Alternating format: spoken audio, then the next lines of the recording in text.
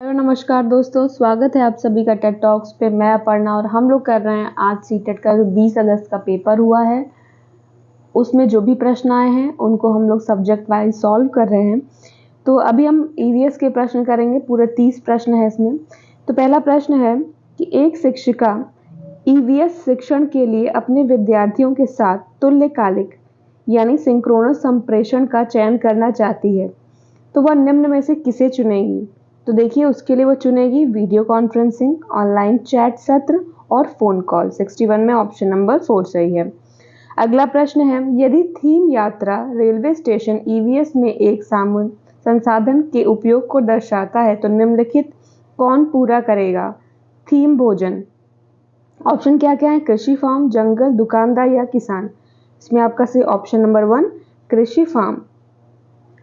अगला प्रश्न है, ईवीएस शिक्षण के दौरान एक शिक्षक का बयान या प्रश्न जो विद्यार्थियों को स्वयं या अपने साथियों की प्रतिक्रियाओं से उत्तर को विस्तृत करने के लिए प्रोत्साहित करता है, वो क्या होता है? खोजपूर्ण प्रश्न होता है। प्रश्न नंबर है अगला, अनीता परिवार थीम को पढ़ाने के लिए एक इकाई योजना तैयार करती है, निम्नलिखित में से कौन सा उसकी इकाई योजना का शीर्षक होगा? तो इसमें होगा ऑप्शन नंबर 4 परिवार, संबंध, लिंग, भूमिकाएं, व्यवसाय बदलते समय में सामाजिक सांस्कृतिक इकाई के रूप में। प्रश्न नंबर 65 है कि श्रीमती शीतल ईवीएस की विभिन्न अवधारणाओं को समझाने के लिए प्राथमिक कक्षाओं में कहानियों और कविताओं का उपयोग करना पसंद करती हैं। उनके द्वारा कहानियों और कविताओं के प्रयोग का सबसे उपयुक्त तर्क है। पहला दिया हुआ है आपको कि ईवीएस के पाठ्यक्रम को पूरा करना, साथ ही साथ विद्यार्थियों का स्कूल में आने से पहले इनको सुना होना। अगला है विद्यार्थियों को अपनी कविताओं और कहानियों को लिखने के लिए प्रोत्साहित करना, विद्यार्थियों को भाषा और संस्कृति में विविधता के बारे में जागरूक बनाना, पाठों को अधिक संवादात्मक, सुखद और दिलचस्प बनाना। तो इसमें आपका ऑप्शन नंबर 3 सही है, बी, सी और डी सही होगा। अगला है प्रश्न नंबर 66, कौन सा विकल्प कक्षा 1 से 5 तक ईवीएस पढ़ाने का एक मुख्य उद्देश्य है? ऑप्शन नंबर 4 सही है, शिक्षार्थियों को कक्षा के अधिगम को स्कूल के बाहर के जीवन से जोड़ने में मदद करना।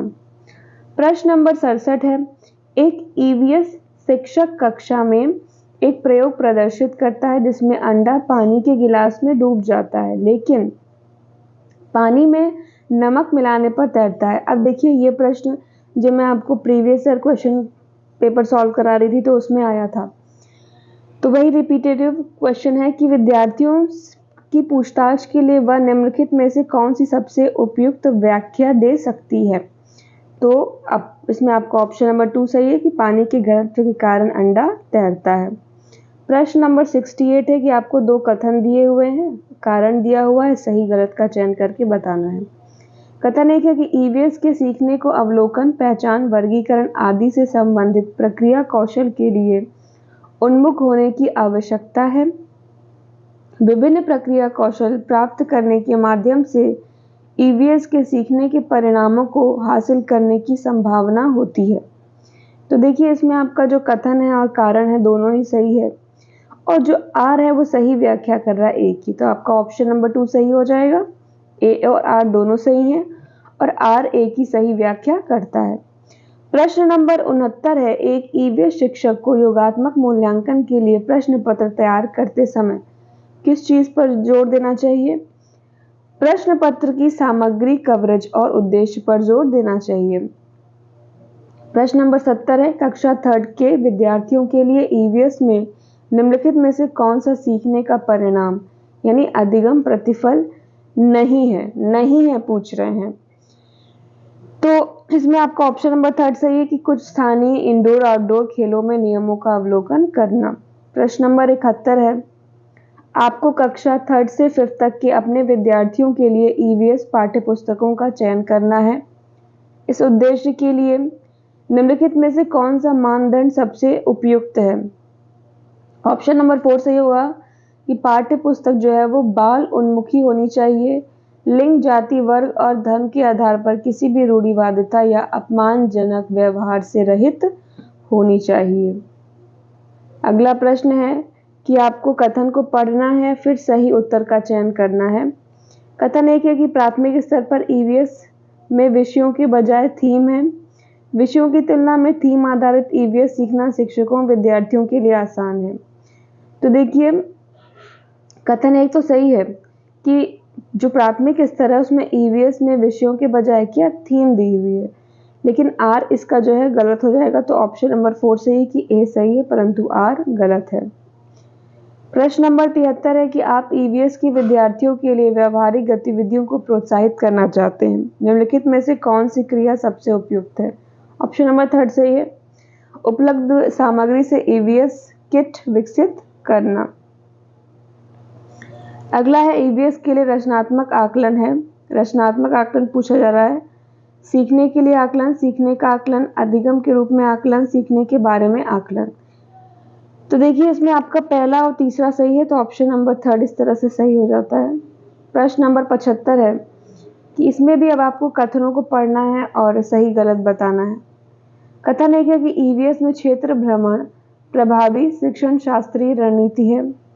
क्षेत्र भ्रमण वस्तुओं, घटनाओं, स्थानों की याददाश्त को बढ़ावा देती है।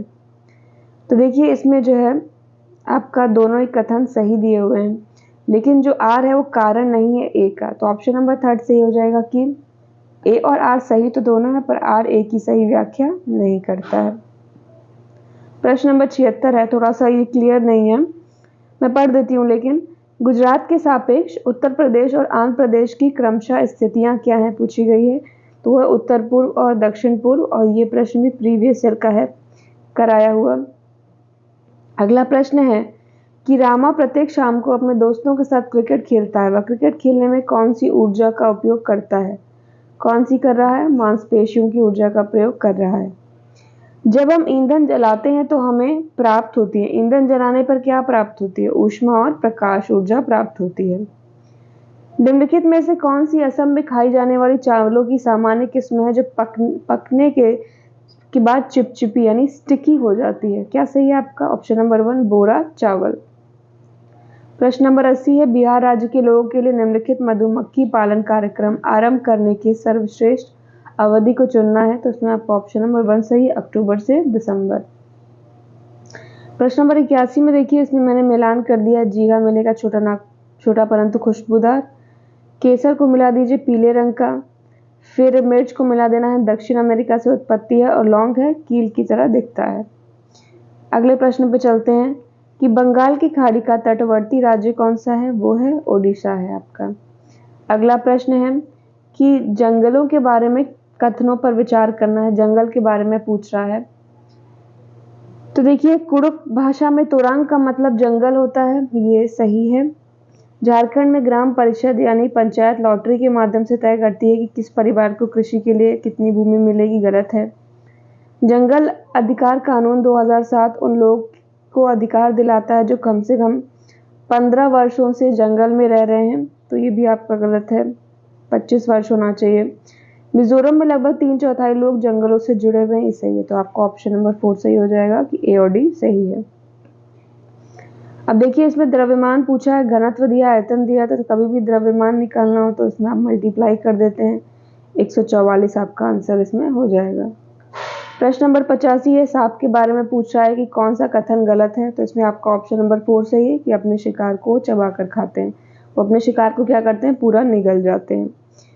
प्रश्न नंबर 86 पूछ रहा है कि कांसा एक मिश्र धातु है। देखिए, ये प्रश्न कितनी बार रिपीट हुआ है, कितनी बार प्रीवियस ईयर क्वेश्चन पेपर में मैंने आप लोगों को करवाया है। पूछा जा रहा है कि किसको पिघलाकर कांसा बनाया जाता है। तो वो पिघलाकर बनाया जाता है टिन और कॉपर को। ऑप्शन नंबर 1 इसमें सही हो जाएगा। अगला प्रश्न नंबर 87 है कि हाथी के बारे में चुनना है, और ये मैंने आपको शॉर्ट्स जब करवाए थे, ईवीएस के शॉर्ट्स जब पढ़ाए थे, तो उसमें हाथी के बारे में पढ़ाया था। देखिए, लगभग चीज़ें वही हैं जो आपने कहीं ना कहीं से ज़रूर पढ़ रखी होंगी, मेरे थ्रू या कहीं और। तो पहला है कि 3 महीने के हाथी के बच्चे का वजन सामान्यतः लगभग 100 किलोग्राम होता है।